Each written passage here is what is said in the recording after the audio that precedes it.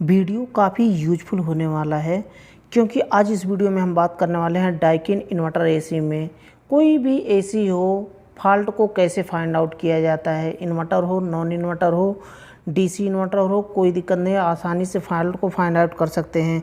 आज हम बात करने वाले हैं कि इन्वर्टर एसी में डाइकिन के होता क्या है कि आउटडोर जब भी हम एसी को ऑन करते हैं, इंडोर तो ऑन हो जाए, इंडोर ऑन होता है, आउटडोर भी ऑन होता है, लेकिन आउटडोर 3 सेकंड, 5 सेकंड, 10 सेकंड या फिर 2 मिनट में आउटडोर पूरा ऑफ हो जाता है, इंडोर चलता रहता है।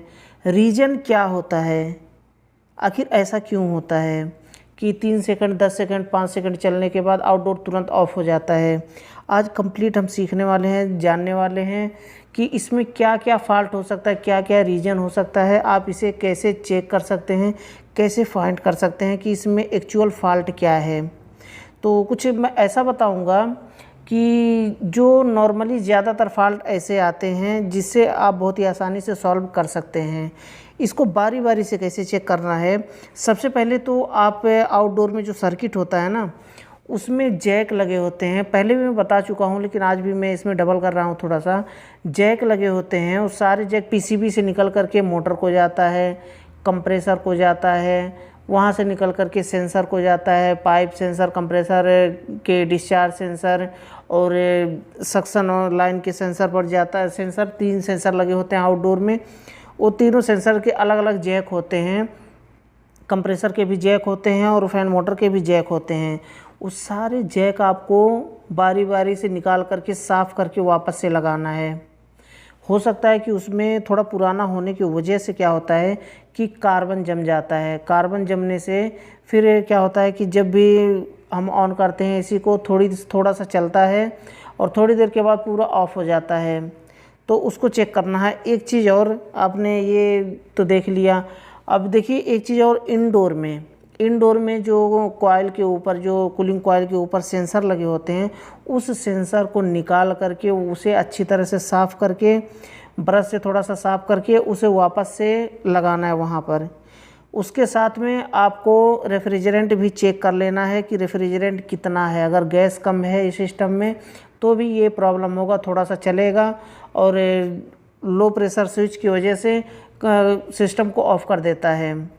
और इस तरह से चेक करना है आउटडोर में, इंडोर में। सेंसर चेक कर लेना है, गैस को चेक करना है।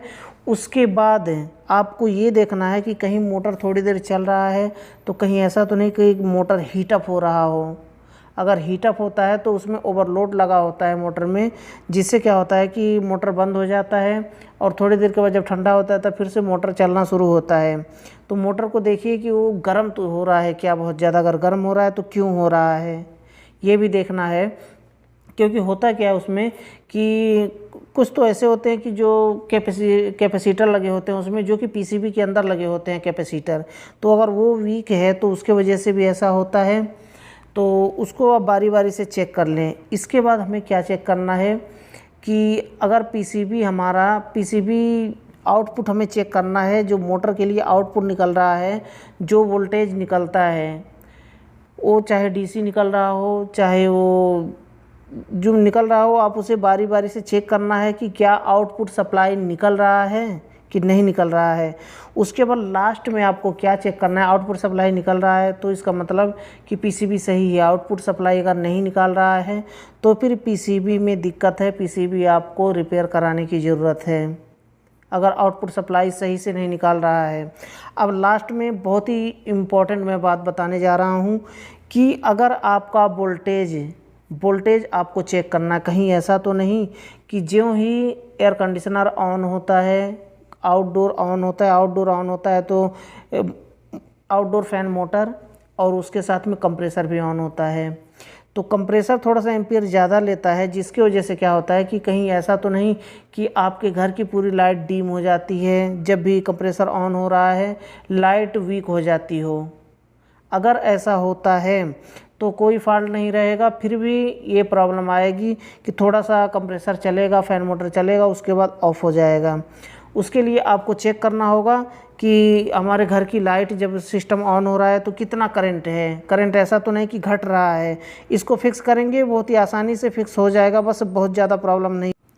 और ऐसा भी होता है कि आप रेफ्रिजरेंट कम है उसमें, तो रेफ्रिजरेंट को निकालिए, सेंसर को साफ़ करके और पूरे अच्छी तरह से उसे वैक्यूम करिए। अगर गैस कम है तो वैक्यूम करिए, वैक्यूम करने के बाद फिर से रेफ्रिजरेंट को डालिए अच्छे से, R32 हो, R410 हो, कोई भी रेफ्रिजरेंट हो, रेफ्रिजरेंट को चार्ज करिए और उसके बाद सिस्टम फिर से अच्छा परफॉर्मेंस करने लगेगा, अच्छा चलने लगेगा। और एक चीज़ और मैं बताता हूँ इसमें, कभी कभी इन्वर्टर एसी में जो ये हमारा डाइकिन का है, इसमें डिस्प्ले में क्या होता है, एरर शो नहीं होता है। तो हमारे पास रिमोट है, आप कैसे फाइंड कर सकते हैं कि हमारे एयर कंडीशनर में कौन सा एरर है। उसके लिए आपको क्या करना पड़ेगा, एरर आप कैसे फाइंड कर सकते हैं अपने रिमोट की मदद से। रिमोट कैसे यूज करना है डाइकिन इन्वर्टर एसी का, आप यहाँ पर देख सकते हैं नीचे 3 बटन दिए गए हैं, ऑफ, कैंसिल और ऑन का। तो ये कैंसिल का बटन है ना, इसे आपको लॉन्ग प्रेस करके रखना है, लगभग 5 से 6 सेकंड, 10 सेकंड आपको लॉन्ग प्रेस करके रखना है, जिससे एक वीप की आवाज़ आएगी, लॉन्ग वीप की आवाज़ आएगी और डिस्प्ले में आपके 00 हो जाएगा। अब 00 हो गया। अब इसके बाद फाइंड करना है कि एरर कौन कौन सा है। तो वही कैंसिल का बटन बार बार आप दबाते जाएंगे, एक बार दबाएंगे, दूसरा E1 आएगा, E2 आएगा, E3 आएगा, जितनी बार दबाएंगे उतनी बार अलग अलग एरर आएगा। लेकिन वीप छोटा छोटा वीप होगा, वीप वीप वीप इस तरह से होगा। लेकिन जो एरर होगा सिस्टम में, वो जब वो नंबर दिखाएगा E1, E6, F1, F2 जो भी दिखाएगा, वहाँ पर जो भी एरर आएगा वो लॉन्ग वीप होगा, वीप करके लॉन्ग वीप होगा। उसके बाद वहाँ पर तब समझ जाइए कि हमारे सिस्टम में यही एरर है, क्योंकि डिस्प्ले पर शो नहीं होता है। कभी कभी ना तो लाइट ब्लिंक करता है, ना तो एरर कोई शो होता है। तो इस तरह से आप बहुत ही आसानी से आप अपने सिस्टम का जो भी एरर है उसे फाइंड कर सकते हैं। और जब एरर फाइंड हो जाएगा तो उसमें एक चार्ट होता है एरर का, जिसमें बताया जाता है कि यह एरर इसके कारण आया है, ये फॉल्ट इसके कारण से एरर आता है। वो सारे एरर को आप देख करके पहचान सकते हैं। तो मुझे लगता है कि आप समझ गए होंगे। अगर वीडियो आपको पसंद आया हो तो वीडियो को लाइक ज़रूर कर दें। लास्ट में फिर से बताना चाहूँगा कि अगर आपने अभी तक हमरे से 11 टेक चैनल को सब्सक्राइब नहीं किया है तो नीचे लाल कलर का सब्सक्राइब का बटन है, उसे दबाकर सब्सक्राइब कर लें और बेल आइकन को प्रेस कर दें, ताकि हमारे आने वाली न्यू वीडियो की नोटिफिकेशन आपको सबसे पहले मिल सके। क्योंकि दोस्तों हम आपके लिए ऐसे यूजफुल वीडियो हमेशा लेकर के आते रहते हैं। लास्ट में फिर से बताना चाहूँगा कि आप इंडोर का जो सेंसर है उस जैक को निकाल करके एक बार ज़रूर साफ़ कर लें। साफ़ करके रेफ्रिजरेंट को चेक करें और लगाने के बाद आप फिर से एसी को ऑन करें। बहुत ही आसानी से आपका एयर कंडीशनर वर्क करेगा। बस इतना सा फॉल्ट होगा, बहुत बड़ा फॉल्ट नहीं होता है। अगर आउटडोर का फैन मोटर बार बार बंद हो जाता है 3 सेकंड, 10 सेकंड, 5 सेकंड या फिर 3 मिनट के बाद बंद हो जाता है तो कोई बहुत बड़ा प्रॉब्लम नहीं होता है। आप इस तरह से बारी बारी से एक एक करके आप फाइंड कर सकते हैं। कभी भी एयर कंडीशनर रिपेयर करते समय आपको डरना घबराना नहीं है, जिसे आप बहुत ही आसानी से कर सकते हैं। बस दिमाग लगाइए कि फ़ॉल्ट कहाँ पे है। थोड़ा कभी कभी आप वीडियो भी देखते रहिए, समझते रहिए, गूगल में सर्च करते रहिए, आसानी से समझ पाएंगे।